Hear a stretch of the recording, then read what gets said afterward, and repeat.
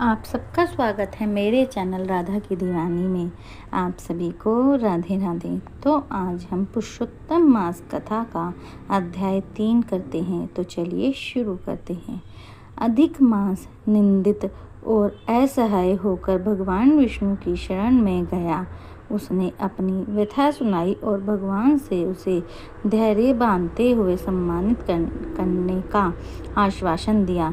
ऋषिगण बोले, अधिक मास निंदित और असहाय होकर भगवान विष्णु की शरण में गया है। उसने अपनी व्यथा सुनाई और भगवान ने उसे धैर्य बांधते हुए सम्मानित करने का आश्वासन दिया है। ऋषिगण बोले, हे महाभाग, नर के मित्र नारायण नारद के प्रति जो शुभ वचन बोले वह हम विस्तार पूर्वक हमसे कहें। सूत जी बोले, हे द्विज संतमो, नारायण ने नारद के प्रति जो सुंदर वचन कहे हैं वह जैसे मैंने सुने हैं वैसे ही कहता हूँ, आप लोग सुनिए। नारायण बोले, हे नारद, पहले महात्मा श्री कृष्णचंद्र ने राजा युधिष्ठिर से जो कहा था वह मैं कहता हूँ, सुनो। एक समय धार्मिक राजा अजातशत्रु युधिष्ठिर छल प्रिय धृतराष्ट्र के दुष्ट पुत्रों द्वारा धूत कीड़ा में हारे गए। सबके देखते देखते अग्नि से उत्पन्न हुई धर्मपरायण द्रौपदी के बालों को पकड़कर दुष्ट दुशासन ने खींचा और खींचने के बाद उसे बस उतारने लगा। तब भगवान श्री कृष्ण ने उसकी रक्षा की। पीछे पांडव राज्य को त्याग काम्याक वन चले गए। वहाँ अत्यंत क्लेश से युक्त में वन के फलों को खाकर जीवन बिताने लगे। जैसे जंगली हाथी के शरीर पे बाल रहते हैं, इसी प्रकार पांडवों के शरीर में बाल हो गए। इस प्रकार दुखित पांडवों को देखने के लिए भगवान देवकी सूत मुनियों के साथ काम्याक वन में गए। उन भगवान को देखकर मृत शरीर में पुनः प्राण आ जाने की तरह युधिष्ठिर, भीमसेन, अर्जुन आदि प्रेम विह्वल होकर सहसा उठ खड़े हुए और प्रीति से श्री कृष्ण के गले मिले और भगवान कृष्ण के चरण कमलों में भक्ति से नमस्कार करने लगे। द्रौपदी ने भी धीरे धीरे वहां आकर आलस्य रहित होकर भगवान को शीघ्र नमस्कार किया। उन दुखित पांडवों को मार्ग के चरम के वस्त्रों को पहनने देखे और समस्त शरीर में धूल लगी हुई, रूखा शरीर, चारों तरफ बाल बिखरे हुए द्रौपदी को भी उसी प्रकार दुर्लभ शरीर वाली और दुखों से घिरी हुई देखा। इस तरह दुखित पांडवों को देखकर वे अत्यंत दुखी हुए। भक्तवत्सल्य भगवान धृतराष्ट्र के पुत्र को जला देने की इच्छा से उन पर क्रूरता हुए। विश्व के आत्मा बाहों को चढ़ा घुंघरे कर देखने वाले करोड़ों काल के करकल मुख की तरह मुख वाले धधकती हुई प्रलय की अग्नि के समान उठ हुए। होठों को दांतों के नीचे जोर से दबाकर तीनों लोकों को जला देने की तरह ऐसे उदित हुए जैसे श्री सीता के वियोग से संतप्त भगवान रामचंद्र को रावण पर जैसा क्रोध आया था, उसी प्रकार से क्रुद्ध भगवान को देखकर कांपते हुए अर्जुन कृष्ण को प्रसन्न करने के लिए द्रौपदी, धर्मराज तथा और लोगों से भी अनुमोदित होकर शीघ्र ही हाथ जोड़कर उनकी स्तुति करने लगे। अर्जुन बोले, हे कृष्ण, हे जगत के नाथ, हे नाथ, मैं जगत के बाहर नहीं हूँ, आप ही जगत की रक्षा करने वाले हो। हे प्रभु, क्या मेरी रक्षा आप ना करेंगे? जिनके नेत्र के देखने से ही ब्रह्मा का पतन हो जाता है, उनके क्रोध करने से क्या नहीं हो सकता, यह कौन जानता है कि क्या होगा। हे सहाकार करने वाले, क्रोध का सहकार कीजिए। हे दाता के पाता, हे जगतपत, आप ऐसे महापुरुषों के क्रोध से संसार का प्रलय हो जाता है। संपूर्ण तत्व को जानने वाले, सर्व वस्तुओं के कारण वेद और वेदगंग के बीजों के बीज आप साक्षात श्री कृष्ण हैं। मैं आपकी वंदना करता हूँ। आप ईश्वर हैं। इस चरणात्मक संसार को आपने उत्पन्न किया है। सर्वमंगल के मांगल्य और संतान के बीज रूप, इसलिए सनातन के बीज रूप हैं। इसलिए एक के अपराध से आपने बने समस्त विश्व का आप नाश कैसे करेंगे? कौन भला ऐसा होगा जो मच्छरों को जलने के लिए अपने घर को जला देता है? श्री नारायण बोले।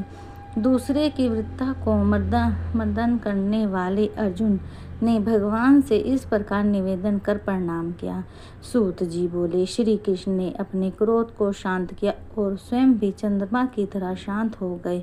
इस प्रकार भगवान को शांत देखकर पांडव स्वस्थ हुए, प्रेम से प्रसन्न मुख एवं प्रेम विह्वल हुए। सब ने भगवान को प्रणाम किया और जंगली कंद, मूल, फल आदि से उनकी पूजा की। नारायण बोले, तब शरण में जाने योग्य भक्तों के ऊपर कृपा करने वाले श्री कृष्ण को प्रसन्न जान विशेष प्रेम से भरे हुए नरम अर्जुन ने बारंबार नमस्कार किया और जो प्रश्न आपने हमसे किया है वही प्रश्न उन्होंने श्री कृष्ण ने किया।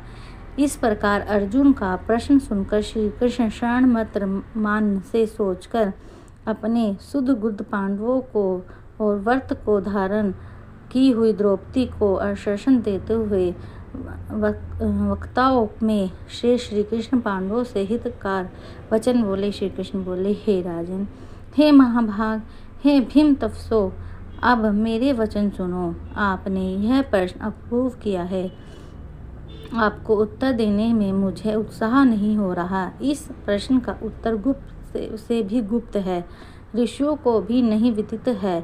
फिर भी हे अर्जुन, मित्र के नाते अथवा तुम हमारे भक्त हो, इस कारण से हम कहते हैं। हे सुपुत्र, वहाँ जो उत्तर है वह अति उग्र है, अतः क्रम से सुनो।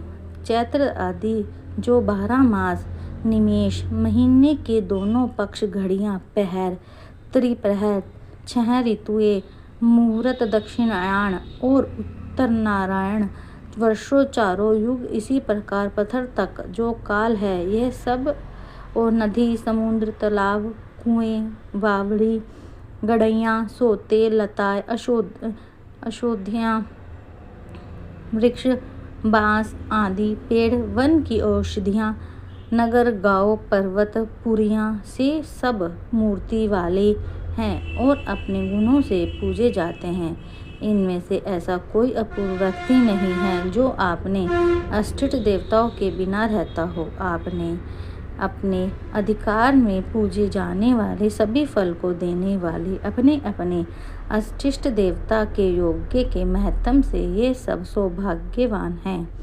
हे पांडुनंदन, इस समय अधिमास उत्पन्न हुआ है। उस उत्पन्न हुए असहाय निंदित मास को सब लोग बोले कि यह मल मास सूर्य की क्रांति से रहित, अतः पूजने योग्य नहीं है। इस मास मल रूप होने से छूने योग्य नहीं है और शुभ कामों में आग्रह नहीं है। इस प्रकार के वचनों को लोगों के मुख से सुनकर यह मास निरुघो, प्रभावित, दुखों से घिरा हुआ है, अति घिनमान, चिंता से हीन, ग्रस्तमान होकर व्यथित हृदय में मरणास्त्र की तरह हो गया है। फिर वह धैर्य धारण कर मेरी शरण में आया है। हे नर, वैकुंठ भगवान में जहाँ मैं रहता था वहाँ पहुँचा और मेरे घर में आकर मुझे पर परम पुरुषोत्तम को इसने देखा।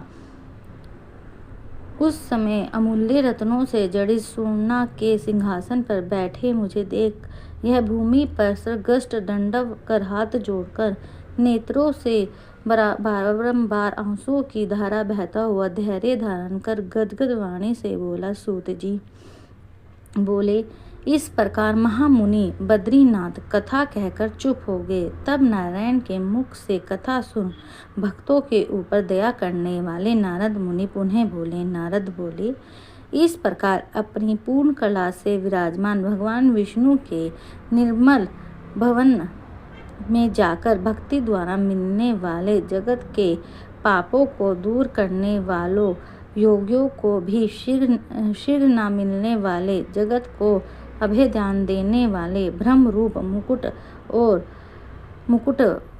जहाँ पर थे उनके चरण कमलों में शरण में आया हूँ। अधिक मास क्या बोला। इति श्री ब्रह्मादि पुराणे पुरुषोत्तम मास महामाये तृतीयोध्याय। विष्णु भगवान की जय।